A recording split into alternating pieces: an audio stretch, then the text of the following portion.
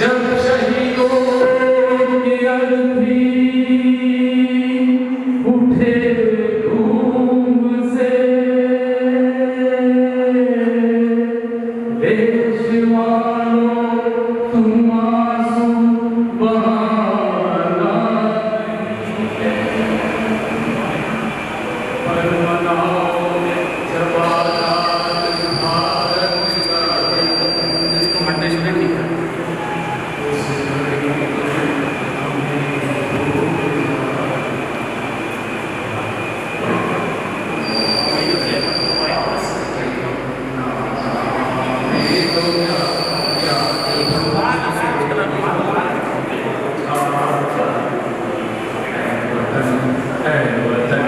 हमको तेरी कसम तेरी राहों में जहाँ तक उड़ा जाए, ऐ वतन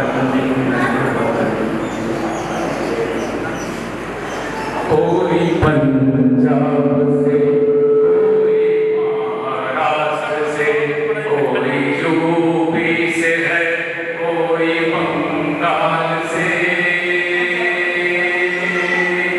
कोई पंजाब से, कोई महाराष्ट्र से, कोई यूपी से है, कोई बंगाल से, तेरी पूजा की थाली में लाए हम, तेरी पूजा की थाली में लाए हम, फूल हर रंग के आज हर डाल से, फूल हर रंग के आज हर डाल से, नाम कुछ भी सही पर देख है, जोत से जोत दिल की जला जाएगी, ऐ वतन हमको तेरी कसम तेरी राहों में जहाँ तक बुला जाएगी, ऐ वतन तेरी आने उठे जो कहती नजर, उस नजर को झुका के ही दम लेंगे हम,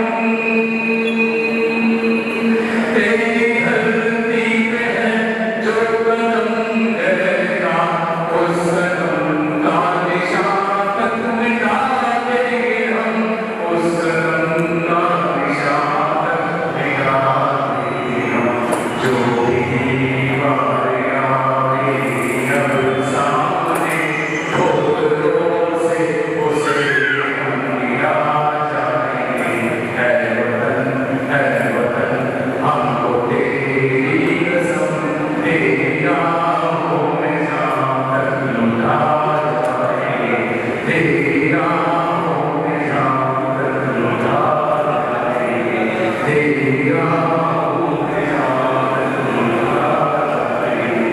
जय हिंद जय भारत। ये जो कार्यक्रम है भारतीय समाज निर्माण संघ की ओर से इधर आयोजित किया जा रहा है, और इसमें आए हुए सभी साथियों का हम हृदय की गहराइयों से स्वागत करते हैं, हार्दिक अभिनंदन करते हैं। और आज के इस कार्यक्रम को शुरुआत अब हम करने जा रहे हैं, तो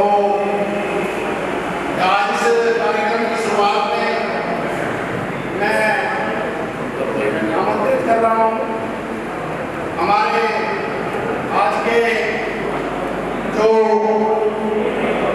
उद्घाटक हैं, माननीय एहसान सदेविया जी, मुख्य वक्ता डॉक्टर लक्ष्मण यादव जी, और पंजाब से आए डॉक्टर किरण सत्ता जी, डॉक्टर हमारे अमरीश सिंह भट्टी जी, ये सभी साथी आए और मंच पर स्थान ग्रहण करें। माननीय एहसान सदेविया जी और आज हमारे मुख्य वक्ता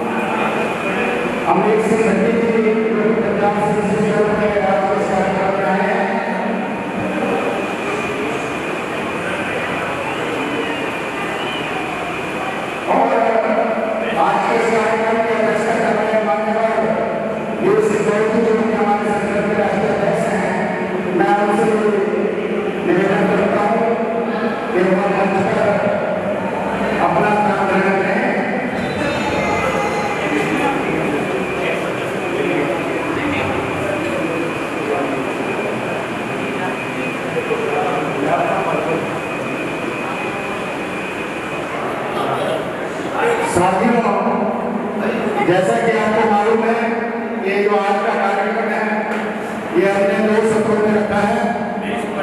आज प्रथम सत्र की शुरुआत हम लोग इधर करने जा रहे हैं। तो सर्वप्रथम हम अपने महापुरुषों को नमन करते हैं, जिनके संघर्ष त्याग और बलिदान की वजह से यह संभव हो पाया है कि आज हम इस देश में एक सम्मानपूर्ण जीवन जी पा रहे हैं और अपने संघर्ष को आगे बढ़ा पा रहे हैं और महापुरुषों को सर्वप्रथम नमन करते हैं।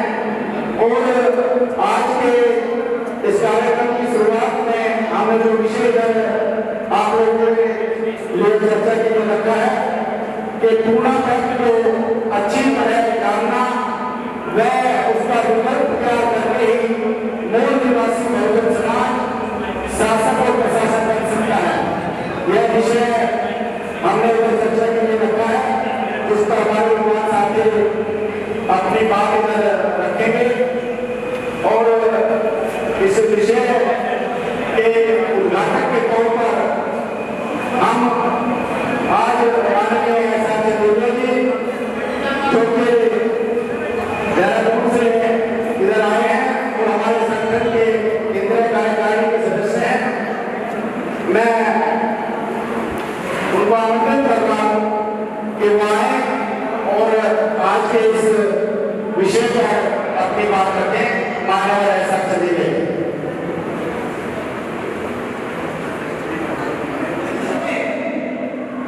इतना महत्वपूर्ण है कि समाज इसको जान ले, तब इसका विकल्प समाज तैयार कर सकता है। इस विषय की डिटेल चर्चा के लिए हमने ये सारे इधर वक्तागण रखे हैं। उसी का आज हमारे जो साथी हैं उसका उद्घाटन करेंगे और बड़े बड़े विद्वान हमारे बीच में आज आए हुए हैं, तो आप उनको सुनेंगे और इस विषय का डिबेट में आप लोग जानकारी लेंगे।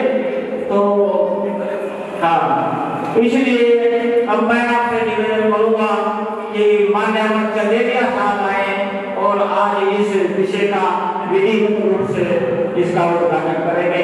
मान्यवर Ehsan Chandelia ji. Thank you sir.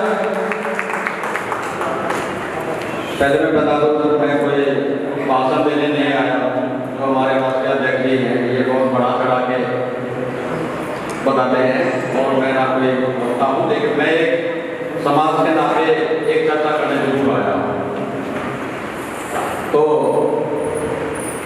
तमाम महापुरुषों को नमन करते हुए और सम्मानित मंच और मंच पर बैठे हुए हमारे आज मुख्य वक्ता यादव जी और पंजाब से आए हुए डॉक्टर सहुदार MBBS डॉक्टर हैं, वो CMO हैं और कपूरथा रेलवे फैक्ट्री से आए हुए इंजीनियर साहब और भट्टी साहब जो बैंक मैनेजर हैं हमारे मंच पर बैठे हुए हैं। मैं उनका स्वागत करता हूँ और इसके अलावा जो हमारे वो साथ हैं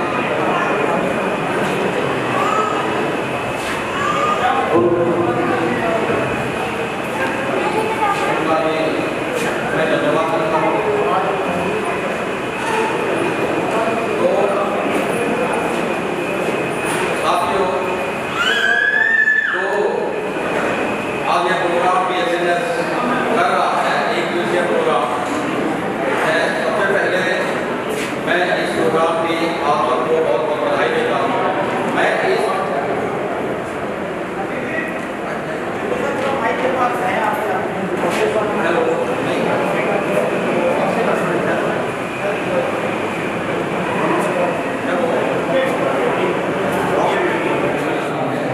उसकी मैं बहुत बधाई देता हूँ आप सबको, क्योंकि इस प्रोग्राम में आने में मुझे बहुत खुशी हो रही है। क्योंकि भारत में आज़ादी के समय जो सपने देखे गए थे, हम तो उन सपनों को पूरा करने का प्रयास कर रहे हैं।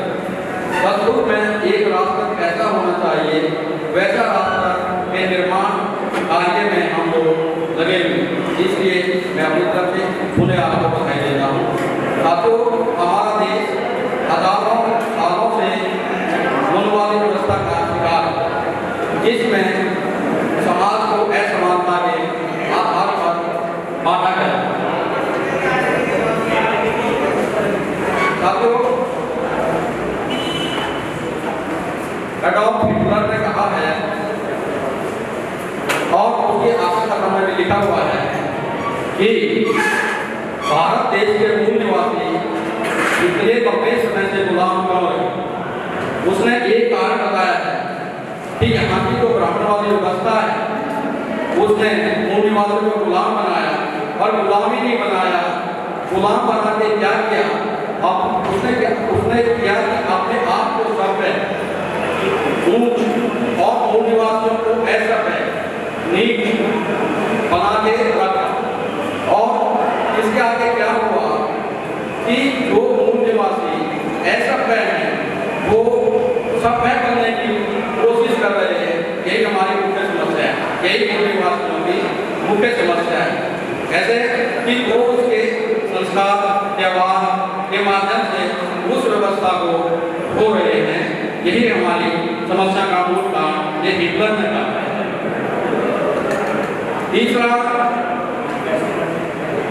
भारत के मूल निवासियों को पाखंड और अंधविश्वास में वह आस्था के रूप से ग्रसित कर, ब्राह्मण जो है भारत के मूल निवासियों को आस्था से ग्रसित करके वो 15% है, लेकिन वो इनको आस्था में डाल के एक बीमारी में डाल के और खुद संगठित होके 15% हमारे मूल निवासियों को जो 85% है उनको असंगठित कर जातियों के बांट के हमें गुलाम बनाया हुआ, ये हमारी मूल समस्या है। तो इस समस्या से कैसे हमें निकलना है वो मैं आगे बता रहा हूँ, क्योंकि जब इसका मुख्य जो कारण है वो ब्राह्मण धर्म है।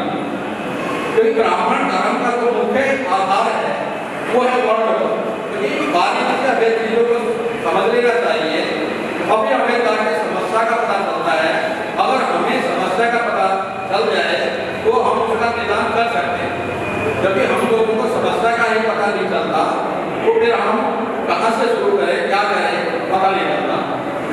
तो ब्राह्मण धर्म का जो मुख्य आधार है वो वर्ण व्यवस्था है, और जातीय वह कभी कैसे मानता था आधारित सामाजिक संरचना इसने ऐसी ही बनाई हुई है।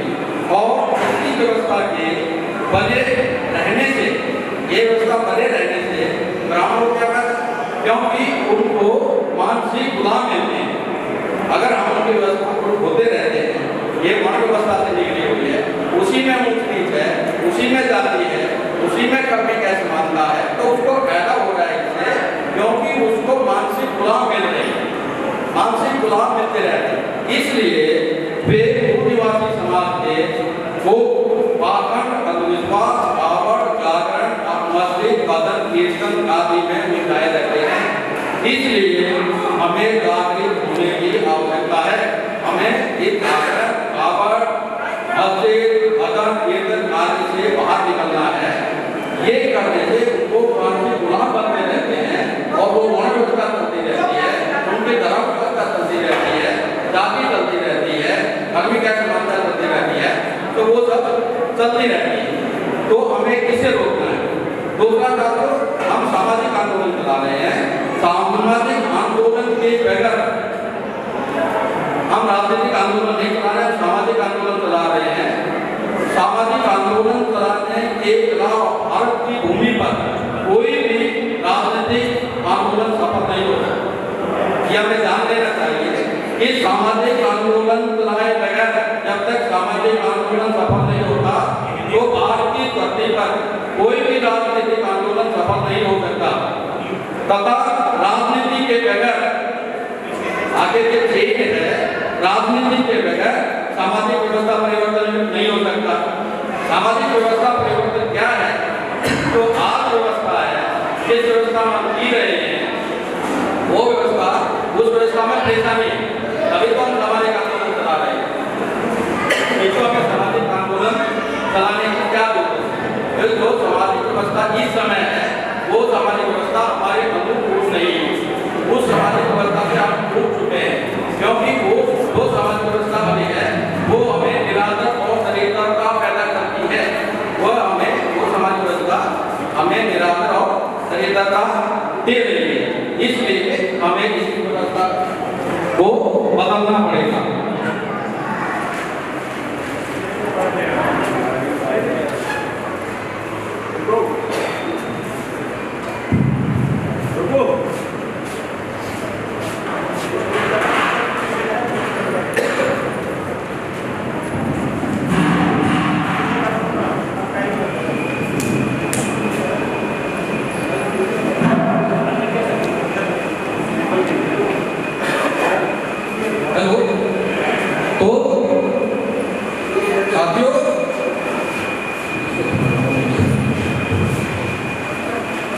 तो व्यवस्था परिवर्तन के लिए हमें सामाजिक आंदोलन चलाना पड़ेगा, मतलब समाज को एक करना पड़ेगा, और तभी सामाजिक जो व्यवस्था है तभी बदली जाएगी।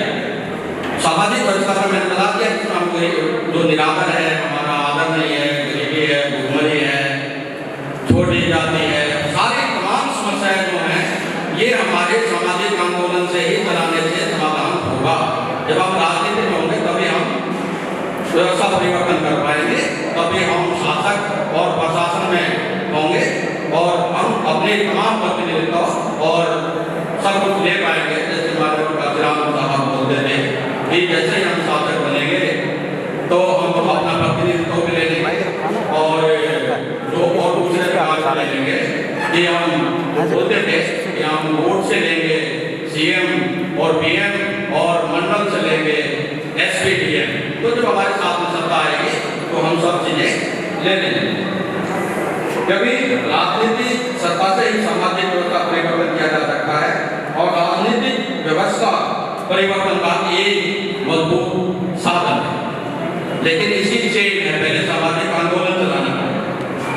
दूसरा साथियों, हम लोकतंत्र में आज जी रहे हैं। लोकतंत्र क्या होता है मैं बता दूं आपको, क्योंकि बहुत सारे तंत्र है, राजतंत्र है, राजाशाही है, वो ये सब तंत्र है, लेकिन जो लोकतंत्र है वो दुनिया का सबसे बेस्ट तंत्र है। जो समाज तंत्र है वही बेस्ट तंत्र है।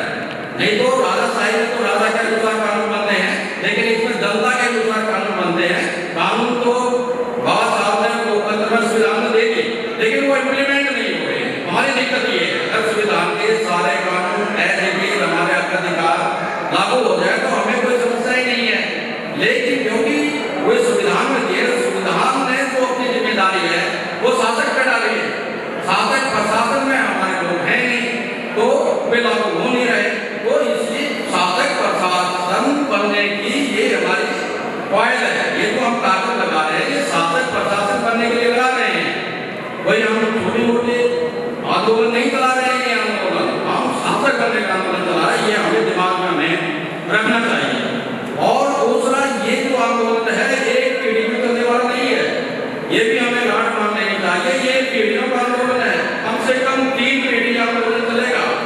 अगर लेकिन इसमें सबसे बड़ी जो जिम्मेदारी है वो एग्जिस्टिंग जो पीढ़ी है वो हम लोग हैं, वे हमारे ऊपर पड़ती है।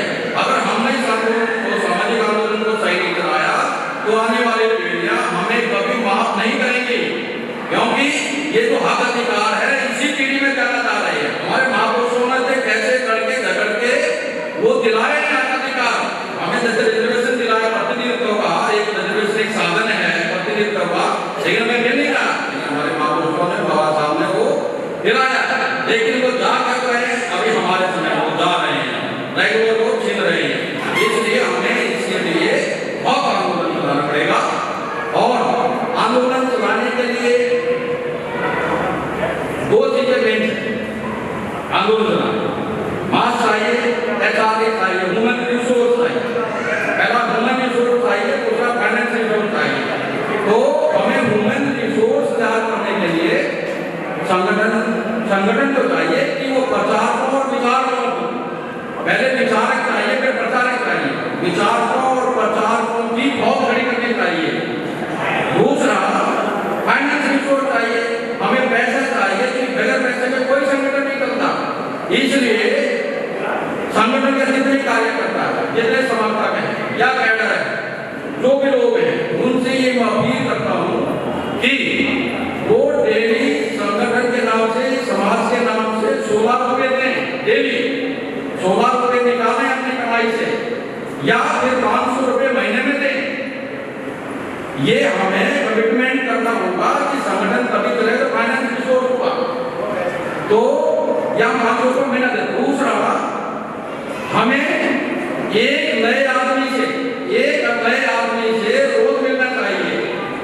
हमें ये डेली एक आदमी से रोज मिलना चाहिए, नए आदमी को, और अपने विचार समझाने चाहिए, भाई ये विचार है, ये आंदोलन का ये विचार है। तीसरा, एक और काम करना चाहिए हमारे कार्यकर्ताओं को और समाज के जो समर्थक लोग हैं उनको। एक तीसरा काम एक और करना चाहिए कि आधा घंटा कम से कम हमें अपने महापुरुषों का लिटरेचर पढ़ना चाहिए। जबकि हम कोई सुनी सुनाई बात, अभी तो हम बात सुन रहे हैं, सुनी सुनाई बात हो रही है, लेकिन जब पढ़ता है तो कॉन्फिडेंस और ज्यादा आता है।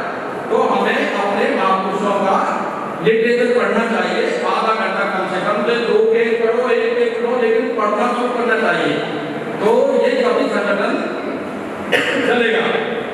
और एक और मैं बात बताऊं साथियों कि अगर हमारे पास मानव साधन भी है, HRD और फाइनेंस भी है, और हमारे पास कार्यकर्ता भी है, लेकिन जब तक एक कमिटेड लीडर हमारे पास ना हो, प्रतिबद्ध लीडर हमारे पास ना हो, तभी आंदोलन नहीं कर सकता।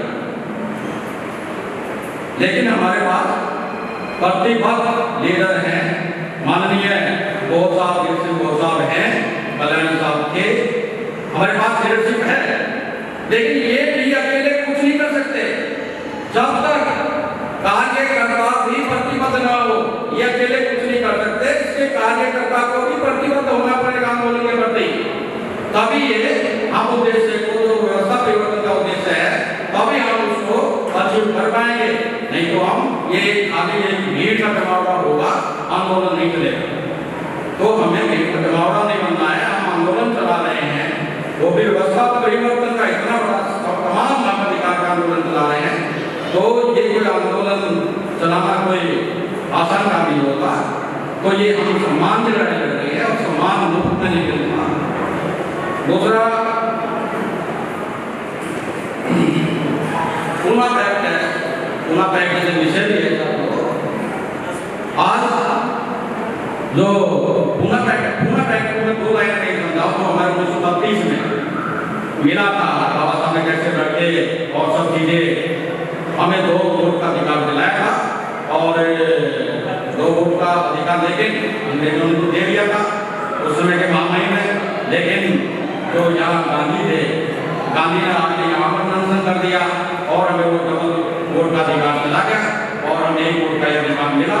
जबकि डबल वोट में 78, उस समय के जो प्रांतीय 78 विधायक हमको वोट मिल रहे थे, और इसको पूना पैक्ट के बाद जो है इसको 51 मिले।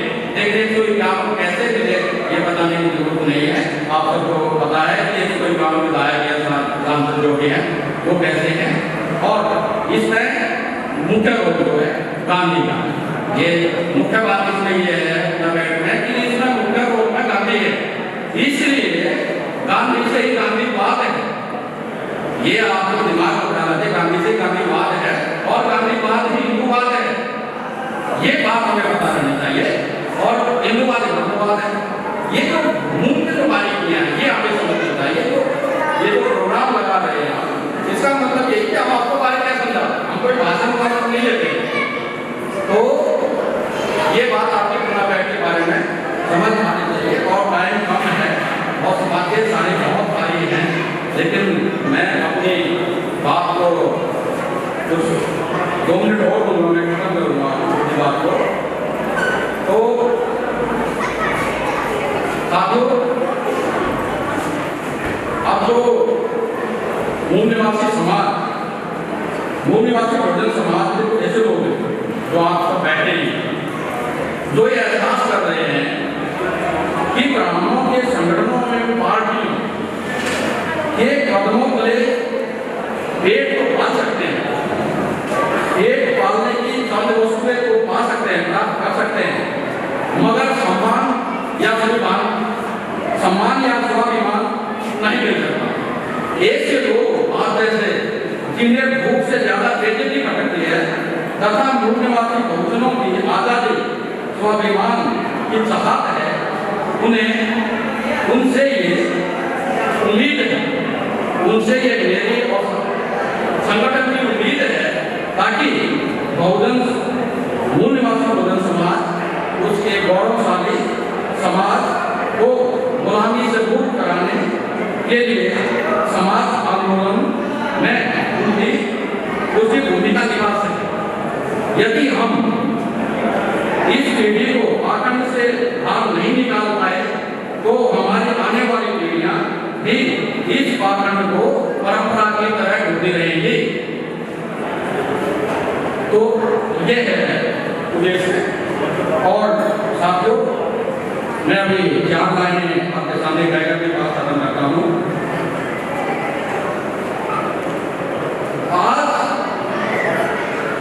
आज मैंने सूर्य से जरा सा यूं कहा, आज मैंने सूर्य से जरा सा यूं कहा, आपके साम्राज्य में इतना अंधेरा क्यों रहा, कम तमाकर वह रहा, मैं ही कब तक मरता रहूं, तुम अकेलों के लिए मैं ही भला कब तक लड़ूं, आकाश की आराधना के चक्कर में मत पड़ो, आकाश की आराधना के चक्कर में मत पड़ो, संग्राम ये घनघोर है, कुछ मैं करूं कुछ कम करो। जय हिंद, जय हिंद। जैसा कि आपको मालूम है कि हम पूना पैक्ट जो कि ऐतिहासिक एक घटना है, उस घटना को ध्यान में रखते हुए ये कार्यक्रम हमने 26 सितंबर को करना था, लेकिन किन्हीं कारणों से ये कार्यक्रम हमें आगे बढ़ाना पड़ा और पूना पैक्ट को ध्यान में रखकर ये पूरा कार्यक्रम इधर डिजाइन किया गया है और उसको उसी के ऊपर ही आज हमने पर्सन सर्कल इधर चर्चा के लिए रखा है।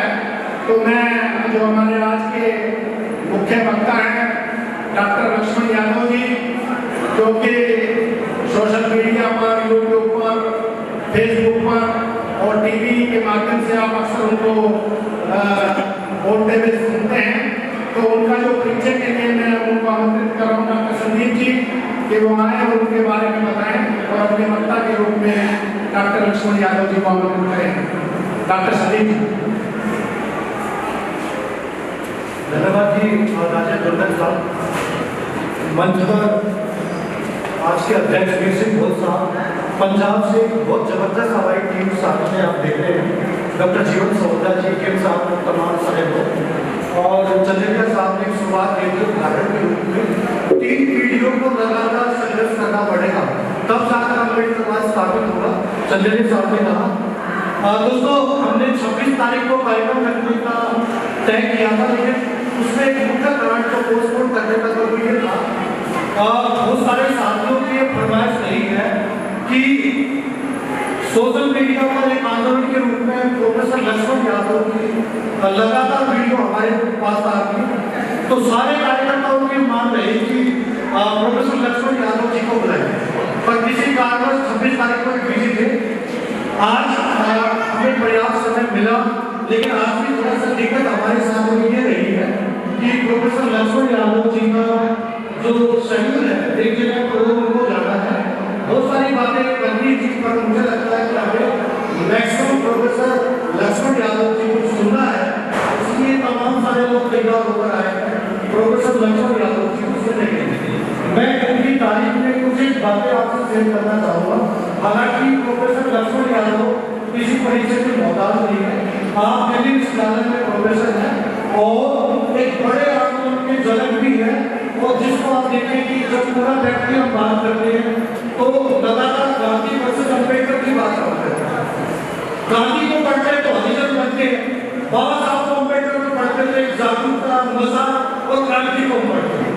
वो क्रांति को हम सोशल मीडिया या यूट्यूब चैनल के माध्यम से या लगातार मंचों के माध्यम से, मेरी नजर में 3 व्यक्ति हैं जो लगातार बड़े मिशन के लिए काम कर रहे हैं, सारे लोग काम कर रहे हैं। उसमें आप देखें कि प्रोफेसर रतन लाल जी, प्रोफेसर दिलीप मंडल जी, और उसी की तर्ज में एक बड़ा नाम प्रोफेसर लक्ष्मण यादव जी। मैं आप सबसे गुजारिश करूंगा कि आप सब खड़े होकर तालियों की गड़गड़ाहट से इनका स्वागत करें। Professor Laxman Yadav ji, thank you.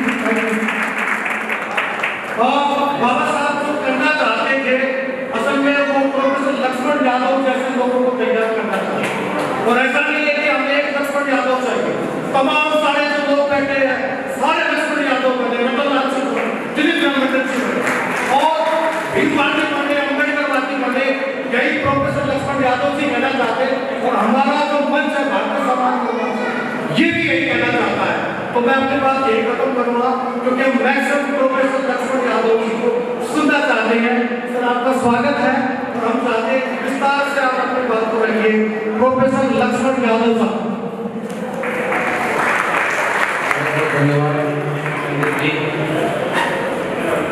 सम्मानित मंच और इस सभागार में उपस्थित सभी सम्मानित लोगों का मैं एहतराम करता हूँ, बहुत धन्यवाद देता हूँ कि आपने इतना सम्मान दिया।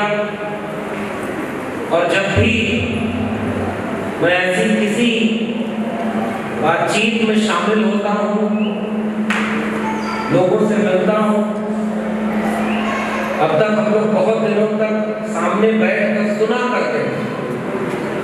जब यहाँ बैठने और बोलने का मौका मिला और धीरे धीरे अपने इतिहास को जानने का मौका मिला, उसे समझने और समझाने का मौका मिला, और उसके चलते जब भी इस तरह का कोई सम्मान मिलता है तो मुझे सामाजिक न्याय के अपने पुरखे याद आते हैं कि अगर बाबा साहब अम्बेडकर, महात्मा फूले, पेरियार, भारत का संविधान और मंडल कमीशन ना होता तो ना हम यहाँ होते और ना हमें इस तरह का कोई सम्मान मिलता। तो ये सब कुछ महात्मा कबीर ने बहुत अच्छा दोहा कहा है कि मेरा मुझ में कुछ नहीं, जो कुछ है सो तेरा, और तेरा तुझको सौंपते क्या लागे है मेरा। तो जो कुछ भी हमारा है वो अंबेडकर, फूले, पेरियार का है, भारत के संविधान और मंडल कमीशन का है। इस बात को हमें ईमानदारी से कहते रहना होगा। आज 3 अक्टूबर और कल 2 अक्टूबर, कल पूरे देश में 2 तरह की चीजें दिखी।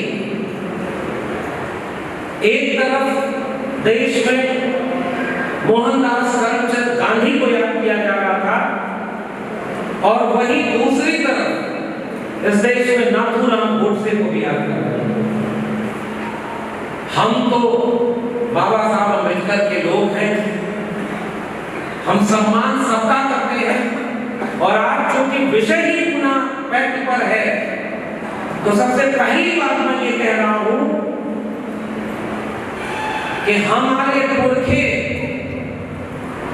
अपने समाज के लिए जो सबसे महत्वपूर्ण लड़ाई थी पुनः पैक्ट की, उसको हार जाते हैं क्योंकि गांधी का जीवन बच सके, और दूसरे लोग जो गांधी की हत्या करते हैं आज वो देश में शासन कर रहे हैं। हम लोग तो गांधी को बचाने वाले लोग हैं। यही से बात शुरू करता हूं पुनः पैक्ट का, कि उस पूरे पुनः पैक्ट में हुआ क्या। आगे के तमाम सम्मानित वक्ता हैं, वो और विस्तार से उस पूरे पैक्ट के बारे में बात करेंगे। वो पुनः पैक्ट क्या था इस पर बाद में आइए, पहले ये देखिए कि उस पुनः पैक्ट को क्यों करवाया गया। बाबा साहब, हम लोग तो पढ़े लिखे समाज में सम्मानित होकर के दिल्ली विश्वविद्यालय में बाबा साहब को दुनिया के सबसे बड़े विश्वविद्यालय से जब लौट कर आए तो किराए पर घर नहीं मिल रहा, नौकरी देने के लिए कौन पानी देने वाला कोई व्यक्ति नहीं था, वहां भी जाति सबसे बड़ी थी, डिग्रियां नहीं दे पड़ी। इस देश में डिग्रियां पीछे होती हैं, जाति आगे खड़ी हो जाती। तो बाबा साहब को कितना कुछ झेलना पड़ा, और उस पूरी लड़ाई को जब एक मुकाम पर पहुंचाने का वक्त था,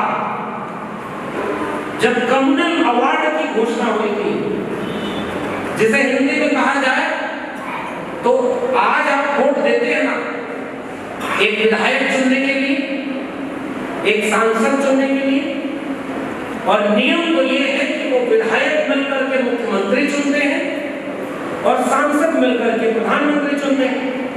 यह अलग बात है कि अपने देश में करोड़ों अरबों रुपए की रैलियां हो रही हैं, प्रचार हो रहा है, और सीधे प्रधानमंत्री चुनाव लड़ता है, सीधे मुख्यमंत्री चुनाव लड़ता है, विधायक और सांसद चुनाव नहीं लड़ते। तो उसके बाद वो क्या करते हैं, रिजर्व सीटें कि अनुसूचित जाति के लिए इतनी सीटें रिजर्व होंगी, आरक्षित होंगी, अनुसूचित जनजाति के लिए इतनी सीटें आरक्षित होंगी।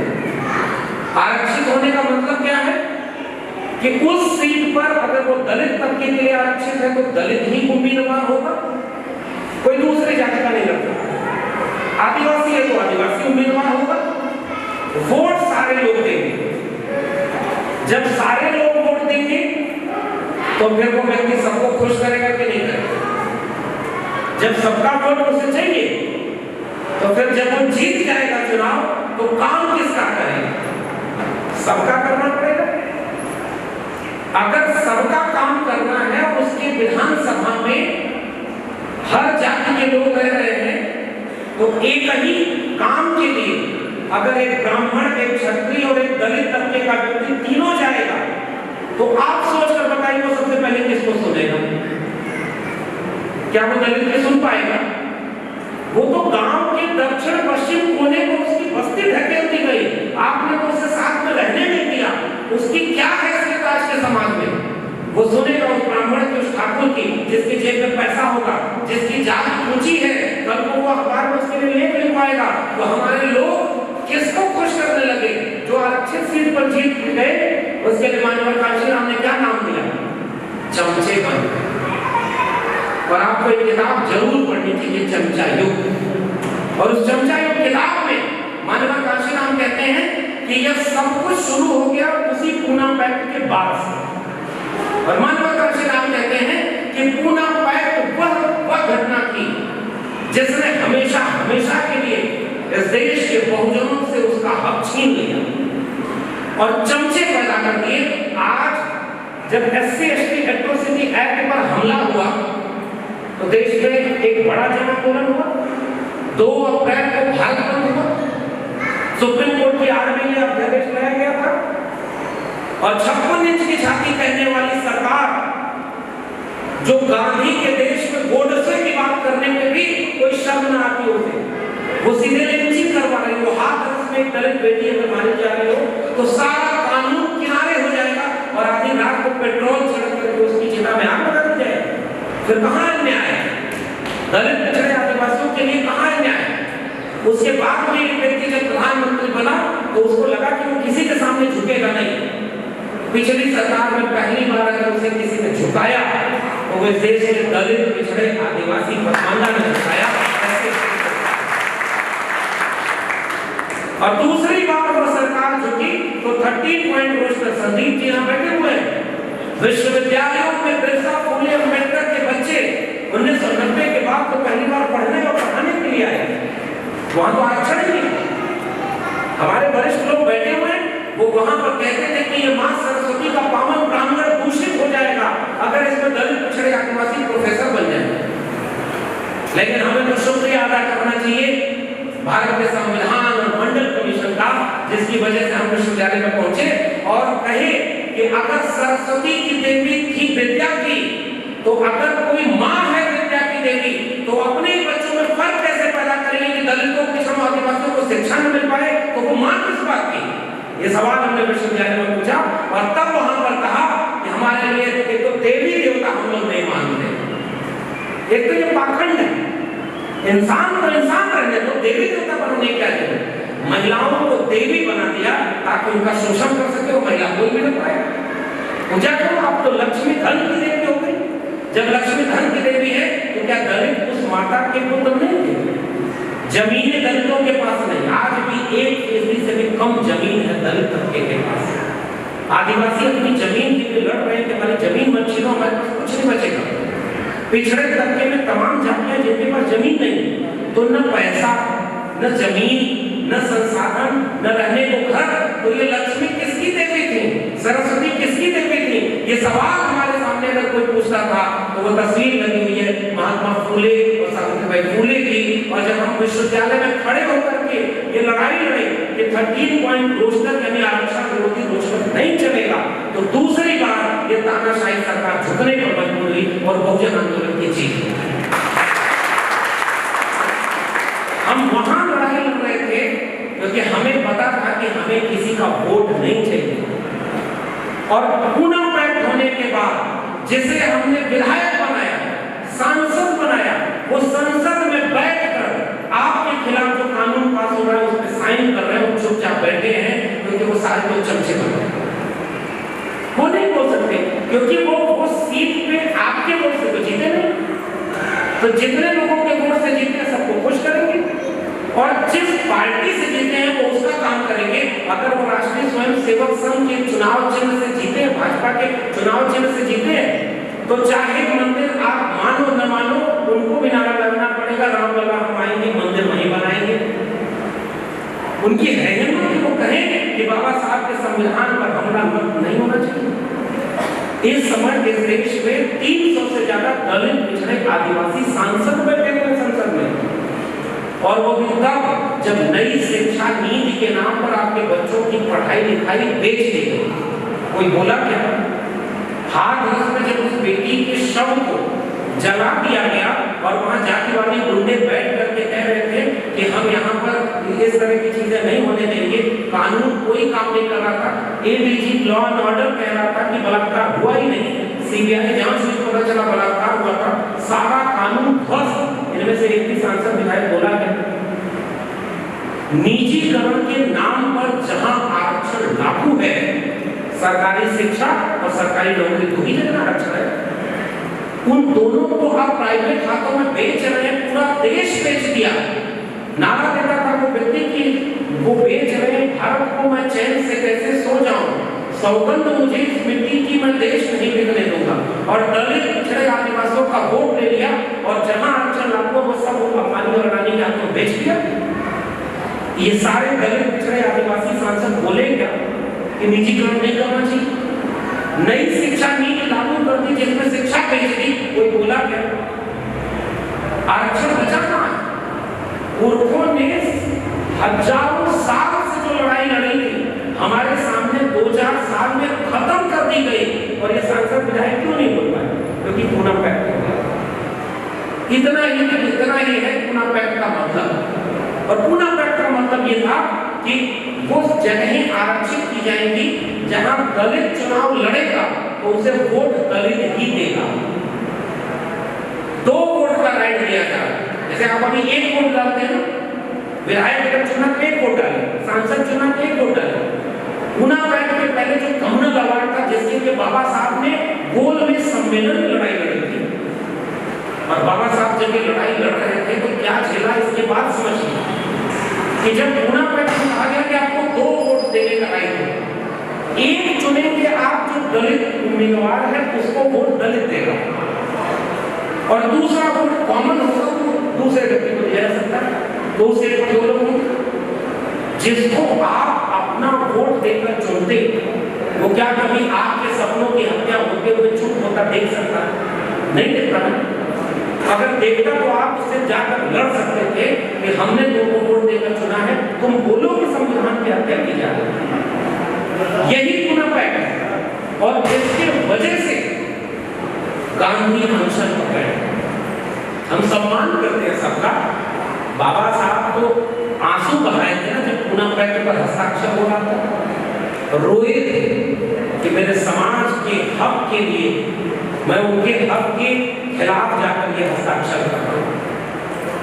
वो रोए थे इसीलिए क्योंकि जानते थे कि ये हस्ताक्षर होने के बाद इस समाज में कोई चमचे पैदा हो, और वो इसलिए क्योंकि अगर उनके वोट से उनका नेता चुना जाता तो वो उनके हक के लिए जाता।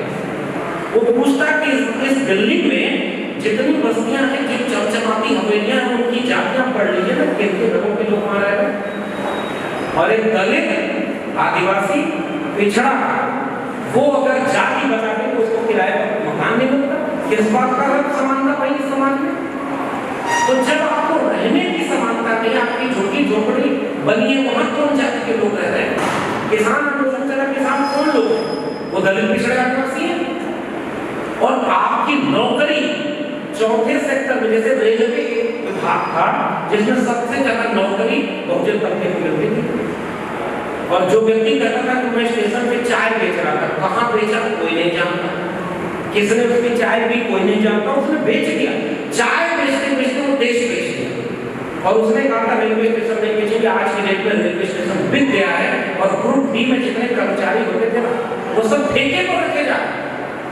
तो आपकी नौकरी छीन ली, आपका सब कुछ छीन लिया, केवल इसलिए क्योंकि पूना पैक्ट हो गया था, क्योंकि आपके हक के लिए लड़ने वाले नेता अब पैदा नहीं हुए।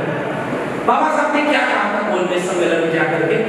गोलमेज सम्मेलन में बाबा साहब कहते थे कि आप गांधी को कह रहे थे कि आप सबके नेता नहीं हैं, क्योंकि अगर भारत आजाद हो गया तो हमें क्या भरोसा कि फिर से मनुस्मृति का समाज नहीं वापस आ जाएगा।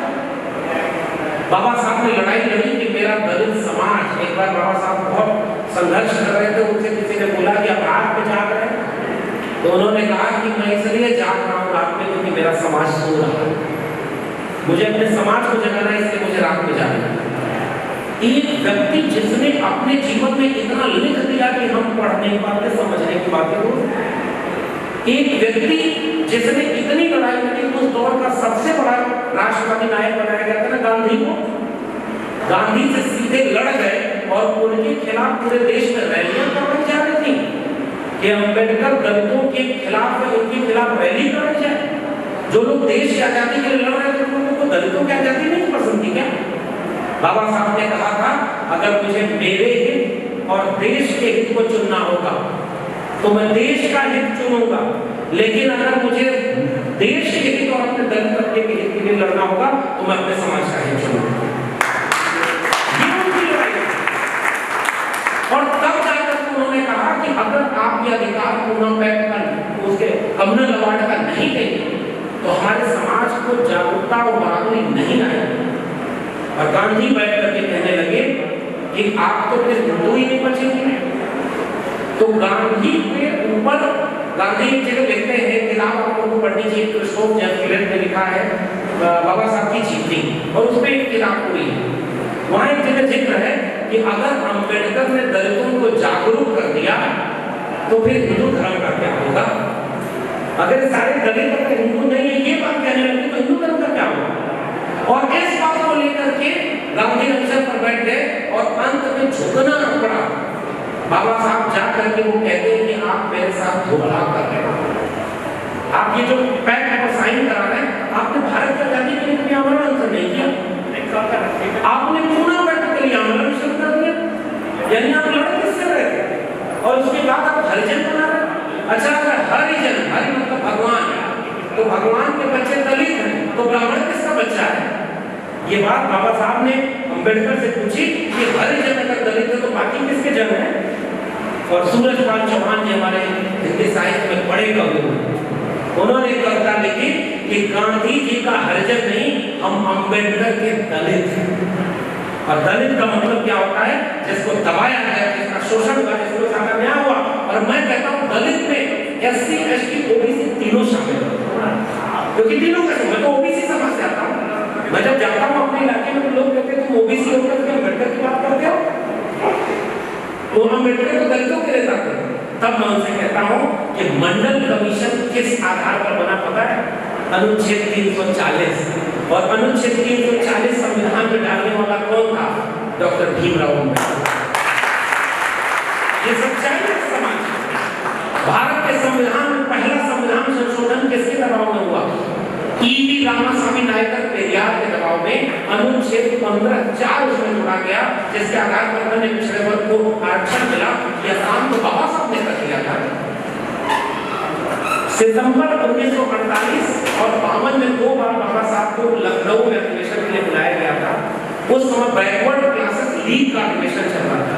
शिवदयाल सिंह चौरसिया, पेरियार ललई सिंह यादव, चंद्रिका प्रसाद जिज्ञासु, देव बाबू रामस्वरूप वर्मा, ये लोग बाबा साहब को जब लखनऊ में बुलाते हैं, और ओबीसी समाज के लोग और ओबीसी समाज के बीच में बाबा साहब कहते हैं, जब दिल से कह रहा हूं पढ़िएगा, अपने अपने घर में रामायण, बाइबल और जो है गीता को निकाल करके बाहर करें, भारत का संविधान और बहुजन नायकों के लिटरेचर रखें, आधा काम की तो उसी दिन हो जाएगी। आप अपने बच्चों को पढ़ाइए। और तब उसमें बाबा साहब ने वहां कहा था कि दलितों के साथ तो अछूत होने का अन्याय हुआ, इसलिए वो जागरूक है, उसको पता है जाति की पीड़ा क्या होती है। ओबीसी के साथ अछूत होने का दर्द नहीं था, उनको सचूत शूद्र बनाया गया। और तब बाबा साहब ने कहा इस देश में सबसे ज्यादा अन्याय किसी साथ हो तो पिछड़े वर्ग के साथ है। मैं कह रहा हूँ पिछड़े वर्ग, दलित वर्ग आपस में शादी विवाह मत करो, खाना को साथ में बैठ के खाओ। ये समझते समझते उत्तर भारत को 70 साल लगते, और आज पिछड़े वर्ग को ये बात समझ में आ रही है कि अगर गोडसे गोलवलकर हेडवार से लड़ना है तो हमारे पास बिरसा, फुले, पेरियार है, डॉक्टर भीमराव अम्बेडकर है। यह बात को समझना। तो ये आखिरी बात कह करके मैं आपसे विदा लेना चाहूंगा कि वो पूना पैक्ट एक ऐसा काम था जिससे आपके बीच से नेता पैदा होना बंद हो गया, और इसकी वजह से हमारे लिए लड़ने वाला समाज कौन था। 2 आंदोलनों का जिक्र मैंने किया। SC एट्रॉसिटी एक्ट पर कोई राजनेता सड़क पर नहीं आया, जनता सड़क पर आई। ये भारतीय समाज निर्माण संघ जैसे और राजनीतिक संगठन जो इस देश में अपना सब कुछ कुर्बान करके लड़ रहे हैं, ये सम्मेलन क्यों कराया जाए? क्योंकि इनको चुनाव में ऐसा हो गया। इनको जिम्मेदारी ये है कि समाज हमारा जागरूक हो, वो जान जाए कि पूना पैक्ट क्या होता है। और ये जो छोटे बच्चे यहाँ खड़े होकर गीत गा रहे थे ना, बाबा साहब को जय भीम बोल रहे थे ना, वो आने वाले फ्यूचर अपने बच्चों को इस तरह की सभाओं में जरूर ले जाए, और तब उनसे कहिए कि नेता पीछे हो जाए, समाज जागरूक हो जाए। तो समाज अगर नेता मिल जाता है ना, तो समाज नए नेता पैदा कर देता है। नेता की गुलामी क्या है? बाबा साहब तो कभी पॉपुलर लीडर नहीं है, महात्मा फुले ने कोई चुनाव थोड़े करा, पेरियार ने कोई चुनाव नहीं लड़ा, लेकिन वो लोग ऐसा काम कर गए कि उनके 100 साल, 150 साल, 200 साल बाद भी हम उनकी तस्वीर लगा करके हिम्मत लेते हैं कि हमारे मुल्क के लड़े थे उनसे। और हम जा रहे हैं चढ़ावा चढ़ा रहे मंदिर में, हम जा रहे हैं पूजा करने। एक किस्सा सुनाकर कि बस अपनी बात खत्म करूंगा। मैं उत्तर प्रदेश में गया और वहां देखा कि मंदिर घूम रहे हमारे ओबीसी समाज के लोग जाता। अब तो खैर उन्होंने हर जाति में, दलितों में भी हिंदू बना दिया उन्होंने, आदिवासियों को भी कह रहे थे हिंदू, और ओबीसी को तो हिंदू कहते रहते। तो हम एक सवाल पूछते हैं कि अगर हम सारे लोग हिंदू थे तो हमारे विश्वविद्यालय में प्रोफेसर क्यों नहीं है, हमारे सुप्रीम कोर्ट में जज क्यों नहीं है, दिल्ली की चमचमाती हवेलियों में से 10 कमरे हमारे घरों के लोगों के पास क्यों नहीं है, इस देश के 100 बड़े उद्योगपतियों में दलित पिछड़े आदिवासी क्यों नहीं है। अगर ये सारे हिंदू थे तो अन्याय, बलात्कार, हत्या और शोषण सत्याग्रह दलित पिछड़े आदिवासियों का क्यों हुआ? तो जब तुम्हें शोषण करना होता है तब तो हमारी जाति बताते हो, और जब तुम्हें मुसलमानों के खिलाफ दंगा करना होता है तो तुम हिंदू बना देते हो। इतना सारी खेल है। तो हिंदू कौन है? अब हिंदू के नाम पर मंदिर की लड़ाई, हमारे तो स्कूल की लड़ाई थी। महात्मा फुले और बिरसा साहब ने, पेरियार ने क्या कहा? शिक्षा पर सिर में कटोर है, जिसे पिएगा वो दहाड़े। और हमारे लोग मंदिर में भेज रहे हैं। तो मंदिर में क्या कह करके एक आदमी था, वो बहुत कमजोर हो गया, परेशान था, तो पंडित के पास जाता। तो पंडित कहते हैं तुम्हारी ग्रह सामने देख के शनि तुमसे नाराज है, तो तुम एक हवन करा लो, शनि ठीक कर देंगे। तो उसके बाद उसने कहा कितना खर्चा होगा? तो कहा 1 लाख रुपए लगेगा। तो कहा इतना पैसा तुम्हारे पास नहीं है। तो उन्होंने कहा अच्छा 50,000 लगा दो, एक ऐसा हवन करा दूंगा जिसमें शनि की ग्रह कुछ दिन के लिए ठीक हो जाएगी। तो उसने कहा कि हमारे पास इतना पैसा भी नहीं। फिर थोड़ी देर बाद पंडित जी ने कहा कि अच्छा ऐसा करो कि 1,000 रुपए करवा लो, 1 हफ्ते के लिए ग्रह दशा ठीक कर देता हूँ, जब पैसा हो जाए तो बड़ी वाली हकीकत करवा लेना। उस आदमी ने कहा कि पंडित जी एक भी रुपया हमारी जेब में नहीं, मैं कैसे हवन कराऊं? पंडित जी तमतमाते हुए खड़े हुए, कहे कि जब तेरी जेब में एक भी रुपया नहीं है तो जा बच्चा, सनी तेरा कुछ भी नहीं बिगाड़ सकता। आपने झूठ बोल करके इस देश के दलित पिछड़े आदिवासियों की संपत्ति को लूटा है। यही है ब्राह्मणवाद और यही है मनुवाद। हमारे रजक संघ में नारा चलता था कि ब्राह्मणवाद की क्या पहचान, गिरबिट बोले करे न काम, मानववाद की क्या पहचान, ब्राह्मण भंगी एक समान। ये हमारा नारा है। हमारे पूर्वजों ने कहा कि 100 में पिछड़े पावे 100 ने बाधी घाट, पिछड़े पावे 100 में 60, 100 में 90 शोषित हैं, शोषितों ने ललकारा है, धन धरती और राजपाट में 90 भाग हमारा है, 10 का शासन 90 पर नहीं चलेगा, नहीं चलेगा। जो जमीन को जोते हुए वो जमीन का मालिक होए, राष्ट्रपति हो या चपरासी की संतान, सबको शिक्षा एक समान, सबको शिक्षा सबको काम, वरना होगी नींद हराम। और सबको शिक्षा दे न सके जो, वो सरकार निकम्मी है, और जो सरकार निकम्मी है वो सरकार बदल है। इतनी सी हमारी लड़ाई है। हमारे पैसे को स्वर्ग नरक और मंदिर मस्जिद का भेद दिखा करके लूटते रहे और हमें शिक्षा नहीं दिया, हमें रोजगार नहीं दिया। हमारे लोग आज सबसे ज्यादा बीमार हैं, सबसे ज्यादा बेरोजगार हैं, और जो कुछ था उसे निजी हाथों में बेच दिया। और पूना पैक्ट जैसे पैक्ट को हम क्यों भूल जाए? उसके बाद बाबा साहब ने कहा था कि मैंने अपने समाज को रिजर्वेशन दे, और तब तक रिजर्वेशन मिला। रिजर्वेशन कोई खैरात में नहीं मिला। और दुर्भाग्य ये है कि आज जो लोग रिजर्वेशन के बाद नौकरी पाते हैं वो पहले मंदिर में चढ़ावा चढ़ाने जा रहे हैं, वो भूल गए बाबा साहब को। आज आप कह रहे हो विज्ञान ने क्या किया? आप एक गाड़ी खरीदते हो और कर्म करके लोग उस गाड़ी खरीदने का जो फैक्ट्री में बनी है, विज्ञान से बनी है, उसका तिलक लगा करके उसकी पूजा करा रहे हैं। ये कैसे लोग हैं आप? और हर जगह डर भगवान का। और उद्देश्यपूर्ण बात आपने कर रखी है।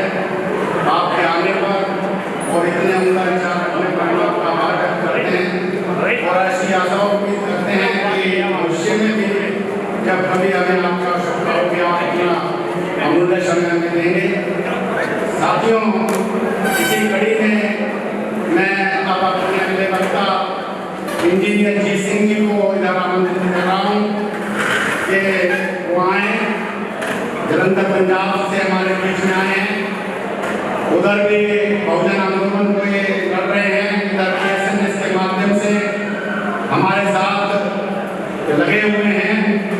और Kapurthala coach rail coach factory में भी यूनियन के बड़े नेता हैं।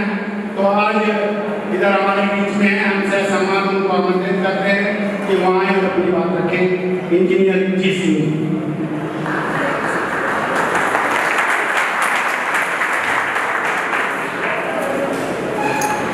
करुणा के सागर तथागत गौतम बुद्ध, राष्ट्रपिता महात्मा ज्योतिराव फुले जी, ज्ञान के प्रतीक बाबा साहब डॉक्टर भीमराव अम्बेडकर जी एवं अन्य महापुरुषों को नमन करते हुए आज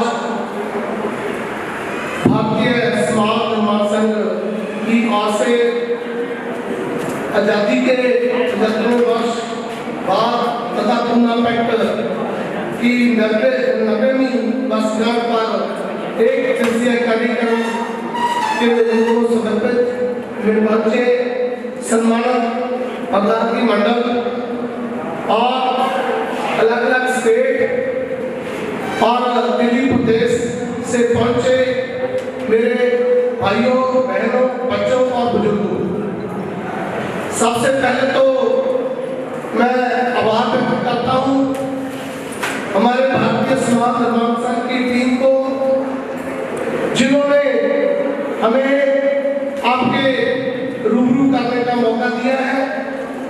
और दूसरा, मैं सैल्यूट करता हूँ अपनी इन महिलाओं का, जिन्होंने अपने घर का काम निपटाकर उचित तौर पे बाबा साहब और फुले अम्बेडकर की विचारधारा को आगे बढ़ाने के लिए जहां पाँव कर इस पूरी टीम का मार्गदर्शन का काम किया है। क्योंकि बाबा साहब ने कहा था कि अगर महिलाएं आंदोलन में नहीं आएंगी तो 50% लड़ाई आप पहले ही हार जाते हो।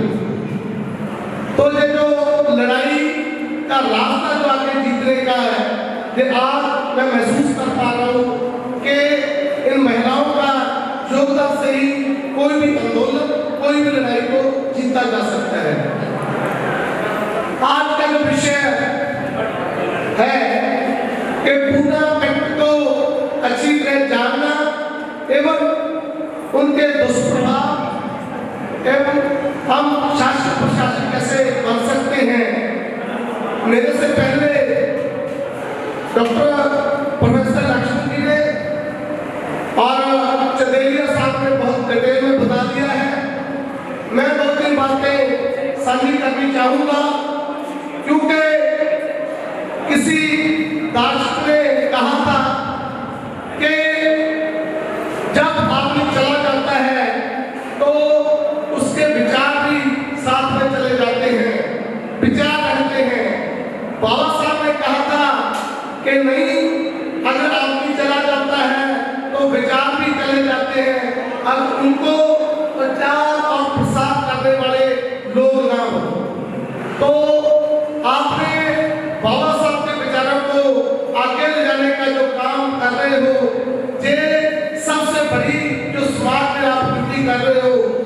क्योंकि पूना पैक्ट के बारे में बहुत सारे साथियों ने तो पता ही है, मैं थोड़ी सी इसमें ऐड करना चाहूंगा कि जब पूना पैक्ट जो हुआ, इसके पीछे थोड़ा जाना चाहूंगा कि पूना पैक्ट क्यों हुआ, किन हालातों में हुआ और पहले पूना पैक्ट का इतिहास क्या है।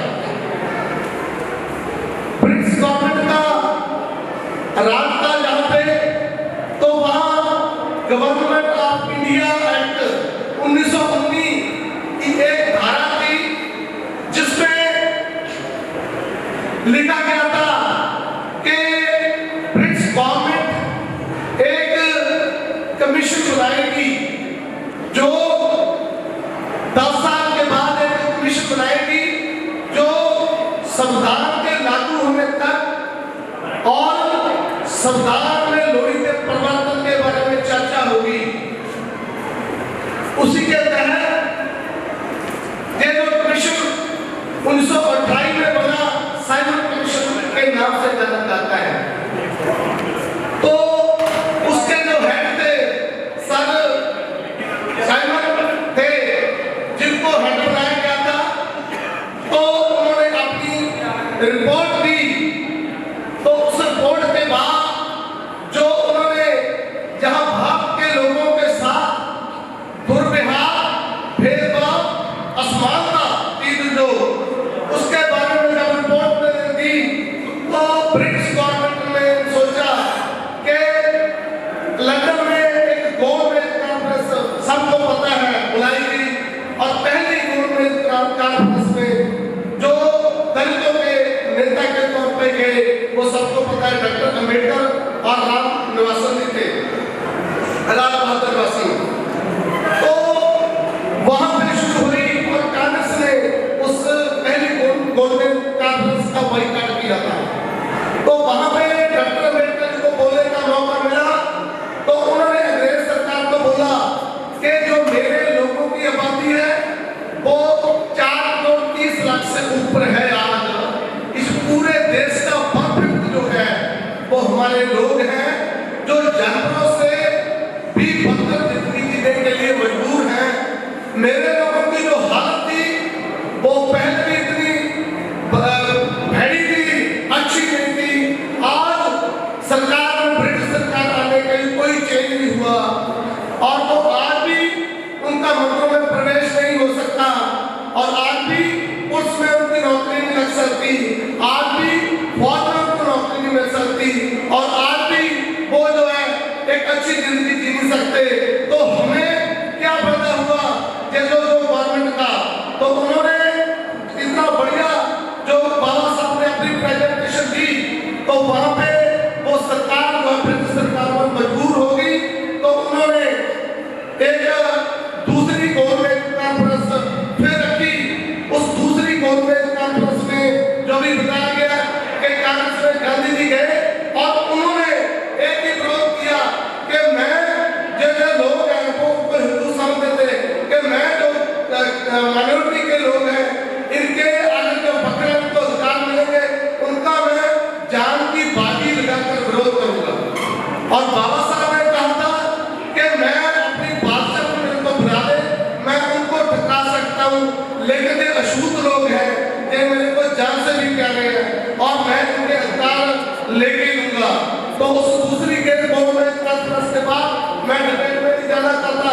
जैसे साथी ने बताया कि कॉमनवेल्थ अवार्ड जो हमें मिला उसमें जो हमें मिले 2 वोट का अधिकार मिला, जिसमें से हम अपने 78 पूरे भारत में 78 जो अपने नुमाइंदे खाली जो हम लोगों के वोटों से बने थे वो जा सकते थे। लेकिन उस टाइम गांधी जी ने मनमत रखा और मनमत के समय लोगों ने ये धमकियां दी बाबा साहब को कि अगर गांधी की अपनी जाएगी उससे पहले डॉक्टर अम्बेडकर की अपनी जाएगी, लेकिन बाबा साहब डरे नहीं। लेकिन बाबा साहब ने अकील का एक ही रास्ता चुना, वो है मानवता का रास्ता। उन्होंने गांधी जी की जान को बचाने के लिए ये पूना पैक्ट जो 24 सितंबर 1932 को किया सब लोग जानते हैं, जिसमें जो हमें 2 वोट का अधिकार जो घुस गया और 1 वोट का अधिकार मिला। तो बाबा साहब ने कहा था कि गांधी ने जो गन्ने का रस चूस लिया छिल्लर हमारे लोगों के बीच में रख दिए हैं। तो बहुत लोगों ने जाहिर किया था कि ये चमचे पैदा होंगे जो आप लोग आज भी देख रहे हो, क्योंकि जे लोगों ने कभी भी अपने समाज की बात नहीं की। आज 75 साल के बाद भी हम जो है अभी भी गुलामी है, अभी भी गुलामी भरी जिंदगी जी रहे हैं, अभी भी अपने अधिकारों के लिए लड़ रहे हैं। और वो लोग जो संसद में हमारे लोग बैठे हैं वो मुंह में पट्टी बात कर बैठे हैं, वो बोलते हैं सिर्फ आवासी लेने के लिए मुंह बोलते हैं, अदरवाइज मुंह नहीं बोलते। तो उनको दूर करने के लिए हमें करना क्या चाहिए? हमें सबसे पहले अपने समाज को त्याग करना पड़ेगा। अगर वो लोग बाबा साहब की विचारधारा से जबरदस्त प्रभावित होते तो वो लोग आपके अधिकारों का हनन नहीं कर सकते थे, लेकिन उन्होंने ये काम नहीं किया। तो अब हमें क्या करना है? हमें समाज में एक आदर्श समाज बनाना पड़ेगा, हमें एकजुट होना पड़ेगा। हमें घर घर जाके जो पढ़े लिखे लोगों की और सबकी ड्यूटी है घर घर जाके अपने विचार और फूले बेहतरी विचारधारा को लाना पड़ेगा। क्योंकि हम क्या चाहते हैं? गुरु रविदास जी ने बोला था कि ऐसा चाहूं रात में जहां मिले सबको छोट पड़े सब समसे, रविदास रहे प्रसन्न। रविदास एक ही नूर थे जिन उपजो संसार, ऊंच नीच क्या भेद भई ब्राह्मण और कुमार। उन्होंने कहा कि सब बराबर हैं, हम बराबरता चाहते हैं और हम ऐसा राह चाहते हैं जहाँ सबको सब बराबर हो। लेकिन वो लोग हैं उन्होंने एक ही नीति बनाई हुई है कि हमने इनको हिंदू बना के रखना है और इनको पर अत्याचार करने हैं और इनको अधिकार नहीं देने हैं। स्लोली स्लोली हमारा समाज भी जो है वो हमारा संविधान भी खत्म हो रहा है, हमारा समाज भी खत्म करने की कोशिश कर रहे हैं, भरम ब्लैकेट डाल रहे हैं। क्योंकि मैं चाहता हूँ कि आज समय है कि हम एकजुट हों और उसमें जो काम है वो हम लोगों को करना पड़ेगा। क्योंकि मैं पंजाब के कवि हैं, उनकी कविता मैं कहूँगा पंजाब के थे गुरदास राम आलम जी। इस स्टेज से पहले माननीय दीदी कल्याणी जी ने भी कई बार कविता बताई होगी। क्योंकि काम आप और हमें ही करना पड़ेगा। उन्होंने बोला था क्यों मुकुट मारी बैठा है, उठ दलित भरावा चज कर ले, काम तेनू करना पैना है, भावे कल कर ला भावे अज कर ला।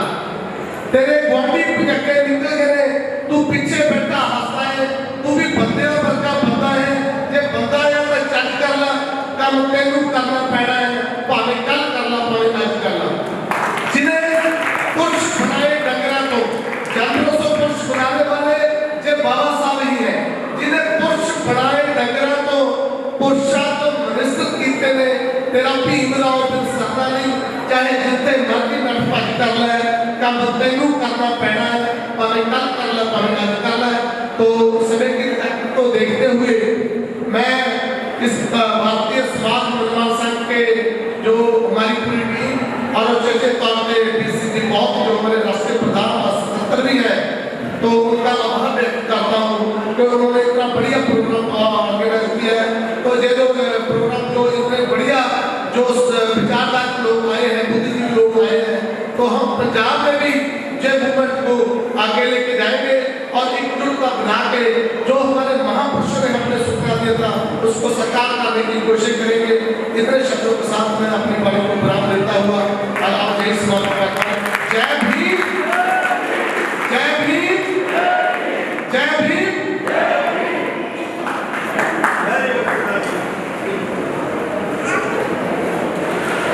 धन्यवाद इंजीनियर जी सिंह जी। साथियों, मैं अगले वक्ता के रूप में अमृतसर पंजाब से माननीय अमरीक सिंह भट्टी जी, जो कि हमारे पंजाब यूनिट के जनरल सेक्रेटरी हैं, मैं उनको आमंत्रित करता हूँ। आपको याद होगा कि अभी 15 जुलाई को उन्होंने एक पुस्तक एडिटिंग की, उसको पुस्तक का रूप दिया, जो कल्याणी जी की जो 5-6 बुकें थी उनको इन्होंने कंबाइन किया मंच ऑफ राइटिंग्स के, वो उल्लेखनीय कार्य इन्होंने 15 जुलाई को किया था। इसके लिए हम इनका धन्यवाद करते हैं और इनको आमंत्रित करते हैं कि आए और आज के विषय पर अपने बात रखें। मिस्टर अमरीक सिंह भट्टी जी।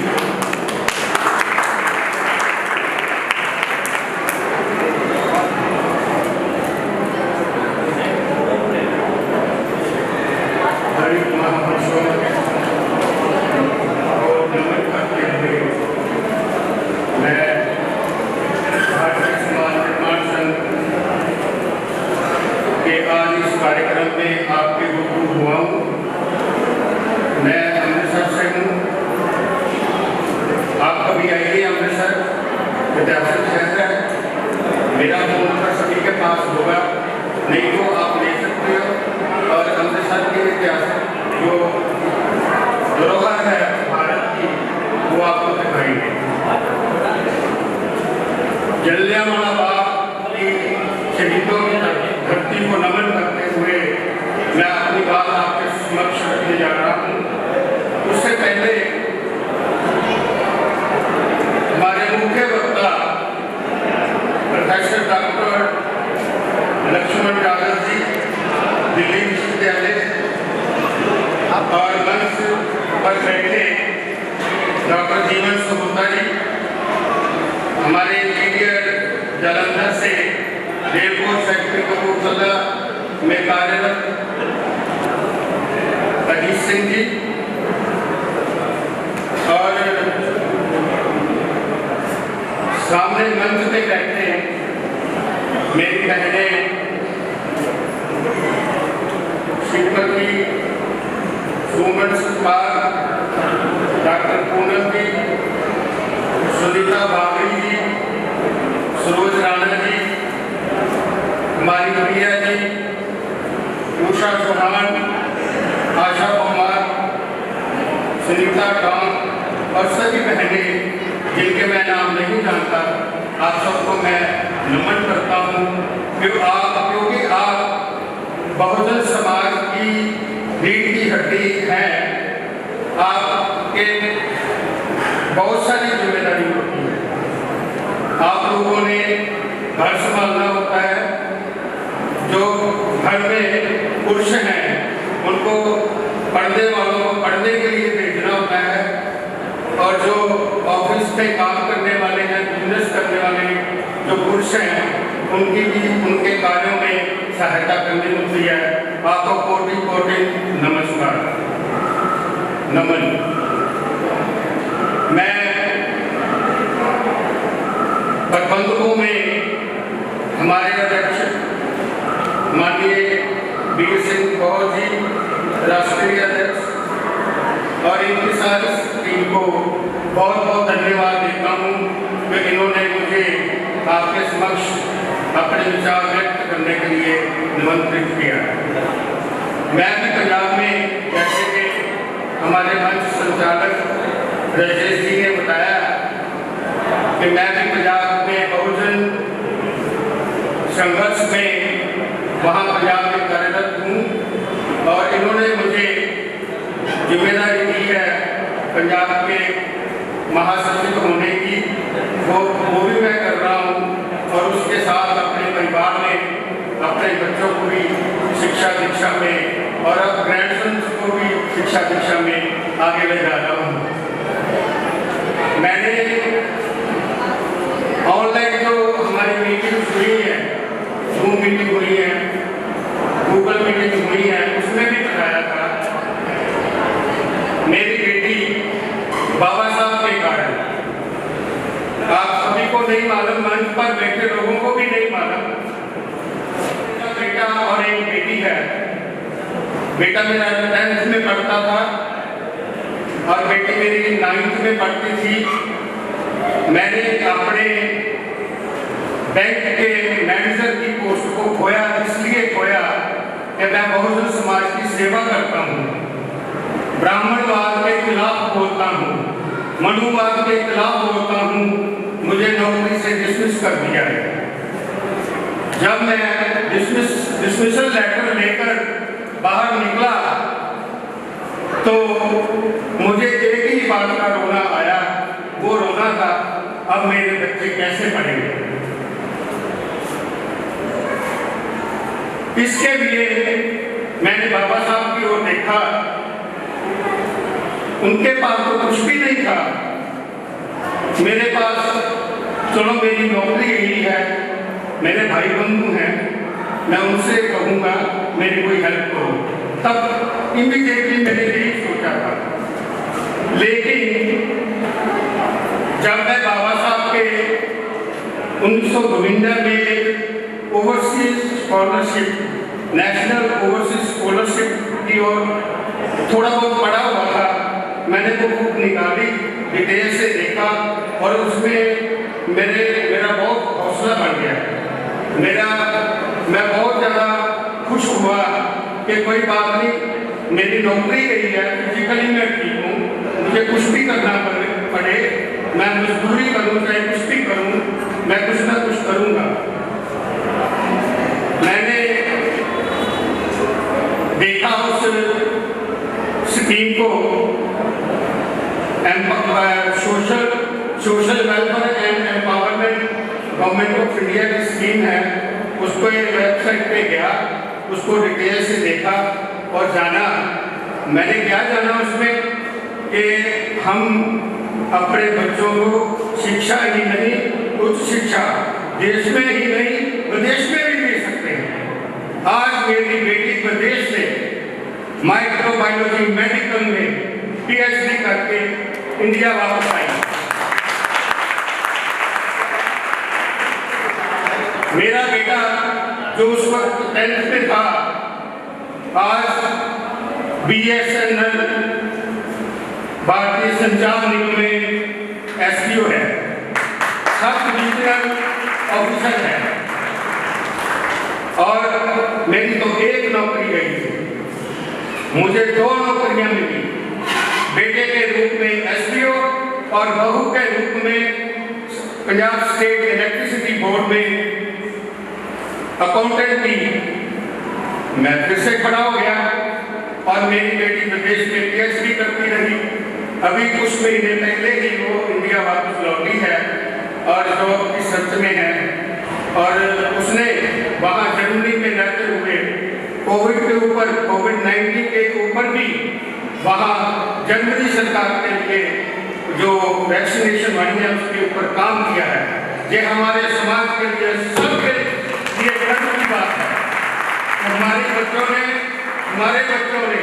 वहाँ वैक्सीन बनाने में काम किया है। आज वो जर्मनी में वो जो टीका बना है उसमें उसका भी हाथ है। और जिस यूनिवर्सिटी से वो पढ़ती थी उस यूनिवर्सिटी में 57 प्रोफेसर नोबेल प्राइज विनर हैं और उस ग्रुप में उसने PhD की है, उस प्रोफेसर से उसने PhD की है। लेकिन मैंने अपना बहुजन समाज की सेवा में कदम पीछे नहीं हटाया, आगे ही बढ़ता रहा, आगे ही बढ़ता रहा। बात जहाँ पे भी खत्म नहीं होती। अमृतसर में मैंने अपनी वाइफ को मैट्रिकुलेट की, उसको ग्रेजुएट किया। इतना भी नहीं, उसको इंडिपेंडेंट म्युनिसिपल कॉर्पोरेशन अमृतसर में काउंसलर बनाया और आज वो काउंसलर बनने के बाद बहुजन समाज के लिए ही काम करती है। कल मीटिंग में एक बात हो रही थी। क्या बात हो रही थी? हमारी सेंट्रल कमेटी की मीटिंग थी, उसमें बात हो रही थी कि हमारे पास ऑफिस नहीं है। मेरी वाइफ ने काउंसलर रहते हुए एक हमारी उस वार्ड में, जिस वार्ड में मेरी वाइफ काउंसलर थी, उसमें एक सरकारी जमीन थी जो लवारिस पड़ी हुई थी। उसको हाउस में रेजोल्यूशन डाल के उसको पास कराया और बहुजन समाज को दी। आज वहाँ अंबेडकर कम्युनिटी हॉल बना हुआ है। अगर मैं उस वक्त डोल जाता, डगमगा जाता, बाबा साहब को ना देखा होता, ना पढ़ा होता, तो शायद मैं अमृतसर में रिक्शा चलाता होता, जहाँ कॉन्ट्रैक्ट बेस पे झाड़ू की नौकरी कर रहा होता, बैंक में मैनेजर होते हुए। ये बातें मैंने आपको इसलिए बताई है, हमारे सबके आगे बहुत सारी मुश्किलें हैं। सबसे ज्यादा जो बड़ी मुश्किल है वो ये मुश्किल है हमारे समाज में कि हमें इकोनॉमिकली हम बहुत पीछे हैं। आर्थिक स्थिति हमारी अच्छी नहीं है। उसके लिए एक ही मंत्र है, बाबा साहब के 3 मंत्र हैं, पढ़ो लिखो, संगठित हो, संघर्ष करो।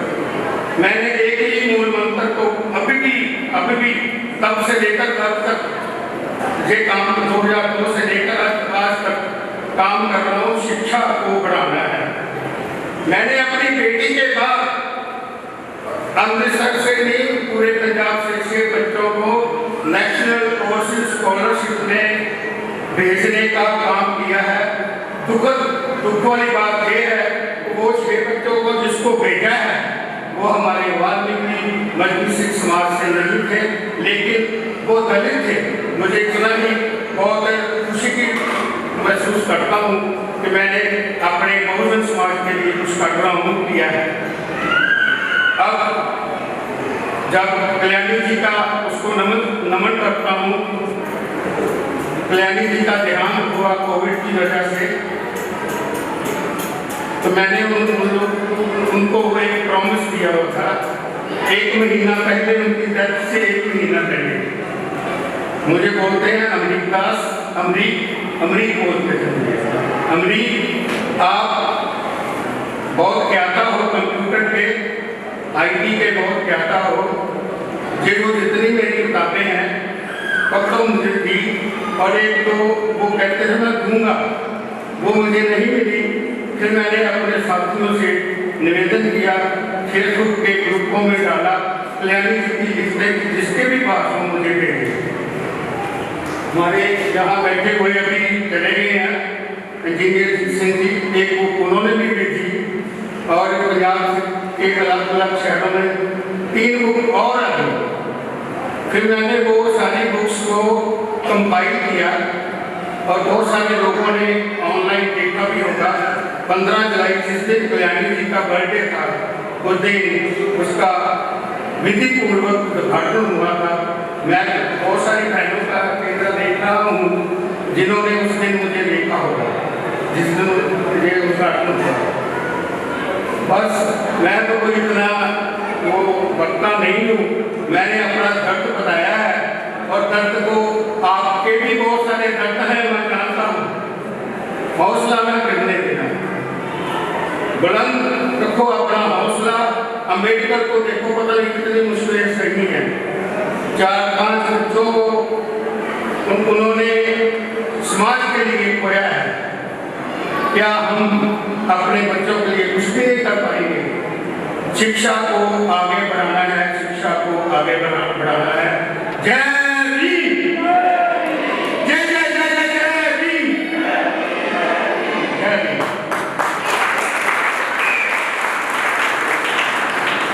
धन्यवाद अमरीक जी, काफी कष्टपूर्ण जीवन आपने जिया और यदि बाबा साहब की जानकारी और बाबा साहब ना होते तो आज मैं कहीं रिक्शा चला रहा होता या मजदूरी कर रहा होता।